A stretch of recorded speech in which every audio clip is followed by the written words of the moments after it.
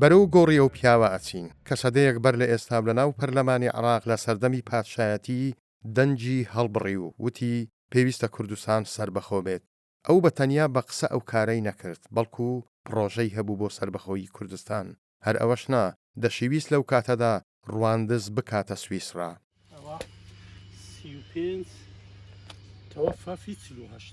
ئەو کەسە ناوی سمایل بەگ بوو، سمایلی سعید بەگ، کە بە سمایل بەجی لە عەلیخانیش ناسرا بوو. ئێرە گۆڕی سمایل بەگا لە ڕواندز، بەڵام گۆڕێک بە تەواوی پەراوێز خراوە و دار و بەردی ڕووخاو بەسەریدا خەریکە بە یەکجاری ئاسەوارەکانیشی نامێنێت.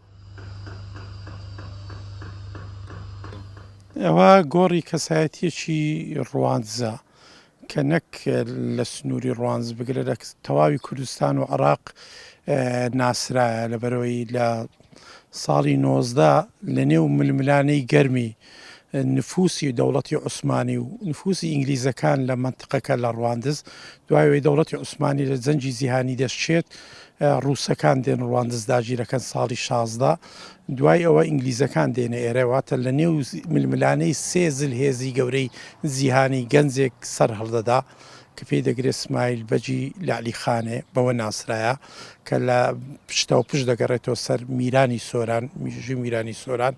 ئەو کەسایەتیە ئینگلیزەکان ساڵی 19 دەیکەن بە حاکمی ڕواندز. تەمان حاکمی ڕواندز نە ڕواندزی ئێستا، ئەو ڕوانزەی کە سنووری قەلەمڕەویەکەی لێرەوە تا دووکان بووە، تا بن هەولێر بووە، تا منتقەی ئامێدی بووە، بارزان بووە، برادۆز بووە، باڵەکایەتی بووە. ینی ڕواندز ئەو کاتە یەکێک لەو چوار قەزا گرنگەکانی عێراقیش بووە، نەکەرەوە گرنگ بۆ دەبێتە حاکمی ڕواندز ئەو کاتە. دوای ئەوەش لە دامەزراندنی پەرلەمانی عێراق، ئەنجومەنی نوێنەرانی عێراق لە خۆلی دووەم و سێم دەبێتە پەرلەمانتار.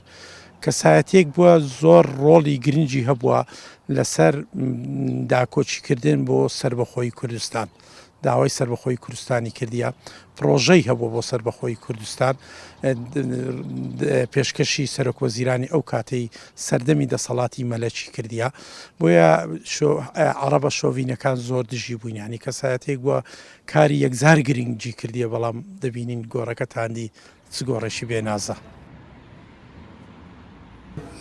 ئێمە کارمان لەسەرەوە کردیە بە هاوبەشی لەگەڵ قایمقامیەتی و ئیدارەی سەربەخۆی سۆران، هەر لەو نزیکانە دەست بە نۆژەنکردنەوەی گۆڕەکەی بکەین و شوێنێکی شایستە ئەوها دروستکەین کە لایەق بە ژیان و تاریخ و ئەو کەسایەتی گەورەی ڕواندز بیتن.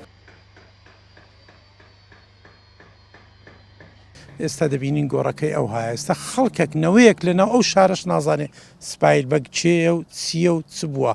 بۆی ساڵانە یادی ئەو کە لە پیاوە بکرێتەوە، پێویستە گۆڕەکەی نۆژەم بکرێتەوە، پێویستە لە ئەو شوێنەی کە لێیە ئەگەر لەوێش چکە بینیتان ڕێگای گەیشتن بە گۆڕەکان نەمایە، هەموو خانەکان تەستیان کردەوە، لە شوێنێک بۆی خەڵکێک کە هاتە ئەو شارە بزانی 100 ساڵ پێش ئێستا ئێمەش کەسایەتیەکمان هەبووە لە ئاستی کەسایەتیە جیهانیەکان بووە لە نێو مزەکەراتی گەورەی وەکو کاپتن های، وەکو هاملتۆن، وەکو حوسێن عوزنی موکریانی، هەموو ئەوانە باسییان کردیە، ناویانی کرێت. تەسەوەر دەکەی هاملتۆن ئەو وەختی ئەو ڕێگای هاملتۆنی هێنا لەگەری عەلی بەگۆ تا عاجیەوە بەرات باس لەوە دەکات، دەڵێت سمایل بەگ دەڵێت ئەمن دەسەڵاتم هەبی ڕواندز دەکەمە سویسرا.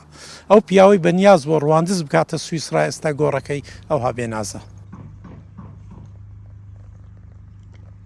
زاری وای میوانی بیانی هاتیە لە گۆڕ و لە شوێنی وفاتی سمایل بەجی پرسیتەوە، ئەنەوێ شتێکی وا دروست بکرێتن کەوا وەکو شوێنێک بیتن کەوا گەشتیارە کەسێک دێکە لێ پرسیتن بیبینە ئەو شوێنە، یعنی لایق بیتن بە مێژوی ئەو کابرایەکە لەو شوێنە نێژراوە بە دیزاینێکی وە هەم وەکو ئارامگەیەکی مێژووی قەدیم بیتن، لەوەی بتوان ینی مێژووی ئەو کەسەش لەوێن دەرنمایش بکەن کەوە لە ساڵی 1925 داوای مافی گەلی کوردی کردووە، هەروەها حاکمی ڕواندز بووە لە ساڵی 1990 و دەورێکی باڵای بووە لە تەمەنێکی کەم لە ناساندنی قەزیەی کورد و هەروە ناسانی ڕواندزش بە شێوەیەکی تایبەت.